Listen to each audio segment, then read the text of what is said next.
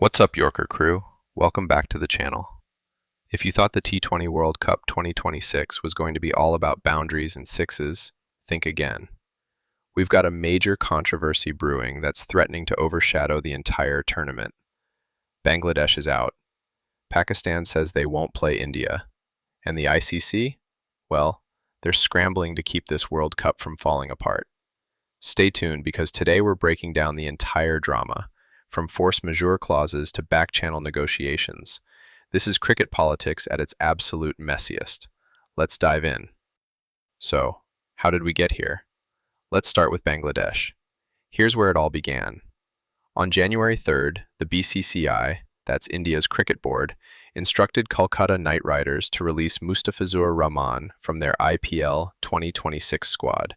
No official reason given, but everyone knew why.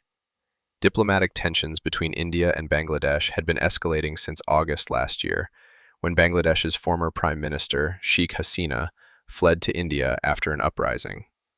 Bangladesh wasn't having it. The very next day, January 4th, the BCB wrote to the ICC saying their team wouldn't travel to India for the T20 World Cup, citing security concerns.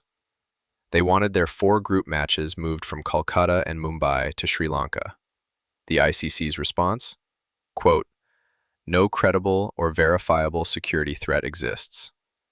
They offered detailed security assessments, venue-level security plans, and formal assurances. But Bangladesh stood firm. After 3 weeks of negotiations, video conferences, and in-person meetings, the ICC board met and made a decision. If Bangladesh won't play in India, they're out. And on January 24th, it became official. Scotland replaced Bangladesh in Group C. The ICC board voted 14-2 in favor of this decision. And guess who the 2 votes against were? The PCB and the BCB themselves. Remember that, it becomes very important. Now here's where things get really interesting. Fast forward to February 1st. Pakistan's Prime Minister, Shehbaz Sharif, meets with PCB Chairman Mohsin Naqvi, who, by the way, is also Pakistan's Interior Minister. Hours later, an announcement drops from the official government of Pakistan account. Quote, "Pakistan will participate in the T20 World Cup 2026. However, the Pakistan cricket team shall not take the field in the match scheduled on February 15th, 2026 against India." Wait, what? On February 5th, Prime Minister Sharif spelled it out clearly to his cabinet, quote, "We should completely stand by Bangladesh, and I think this is a very appropriate decision. You can't have double standards." PCB Chairman Naqvi echoed this, calling out the ICC's double standards. He pointed out that India refused to travel to Pakistan for the 2025 Champions Trophy and got a hybrid model arrangement. But when Bangladesh asked for the same thing, they got kicked out. Here's the kicker. Pakistan's team is already in Colombo. They played their opening match against the Netherlands on February 7th and won. They're playing the tournament, except for one match. The biggest one. The India-Pakistan clash that brings in millions of dollars in revenue. Let's talk about the force majeure clause, because this is where it gets technical. Both Bangladesh and Pakistan invoked something called force majeure. It's a French term meaning greater force. It's a legal clause that excuses you from contractual obligations when extraordinary, unforeseeable events make it impossible to perform. But here's the problem. Force majeure doesn't mean difficult or inconvenient, it means impossible. And the ICC's Members' Participation Agreement has strict requirements. First, the event must be unforeseeable when you sign the contract. Second, it must be objectively impossible to perform. And third, you must show you tried every reasonable alternative to mitigate the situation.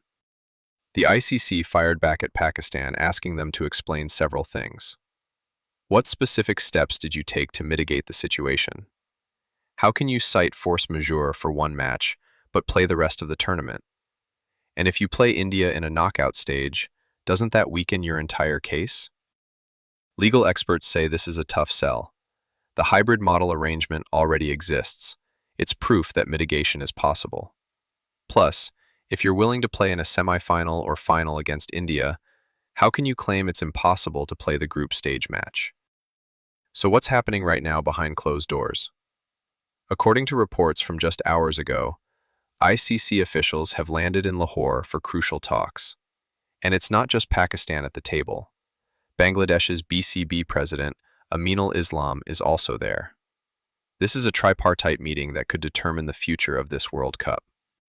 Key players in these back-channel negotiations include Imran Khwaja, the ICC deputy chair, Mohsin Naqvi, the PCB chairman, and Sanjog Gupta, the ICC CEO, who's already in Colombo. Reports suggest Pakistan might be seeking a larger share of ICC revenue, revival of bilateral cricket with India, and enforcement of handshake protocols. But here's the reality check. Bilateral series are outside the ICC's jurisdiction. And handshake protocols, they're voluntary. The ICC can't force India to agree to any of this. And let's talk consequences. If Pakistan goes through with the boycott, they could face breach of contract claims, financial damages and indemnity, points deductions, and in extreme cases, suspension or termination of ICC membership. This isn't just about one match. This could have massive implications for Pakistan cricket. But while all this politics is playing out, let's talk about who really loses here. The fans. India versus Pakistan is the biggest rivalry in cricket. When these two teams play, the world stops. We're talking 700 plus million viewers globally, millions in broadcasting revenue, sponsorship deals worth fortunes, and advertising goldmines. And it's not just about money. It's about the cricket, the drama, the passion. Players like Virat Kohli, Babar Azam, Shaheen Afridi, Jasprit Bumrah. We're being robbed of watching them compete on the biggest stage. The players lose too.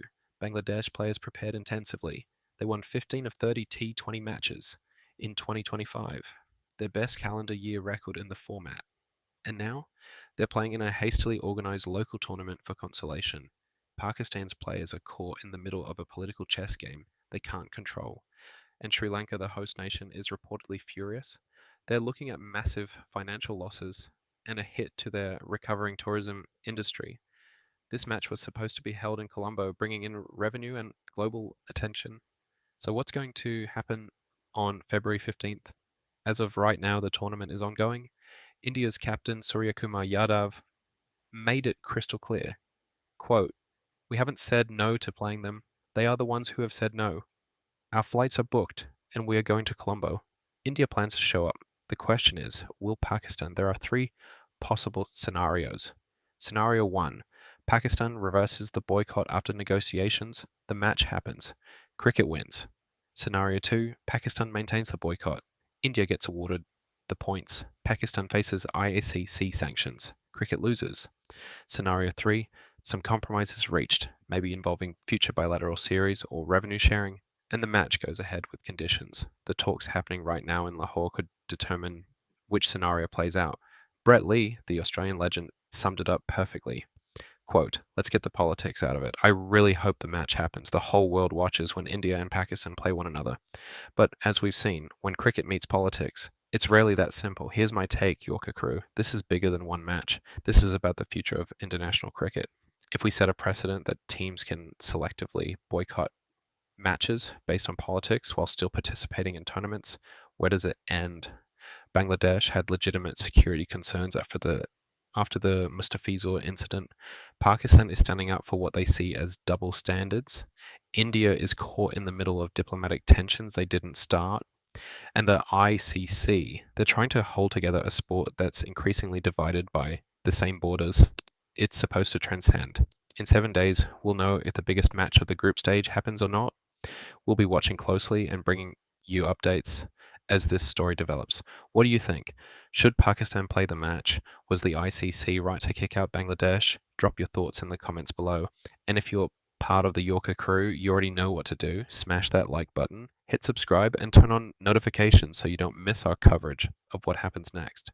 Cricket is called the gentleman's game, but right now, it's looking more like a political battlefield. Until next time. This is the Yorker crew, and remember, we're here for the cricket, even when the cricket isn't here for us. Peace.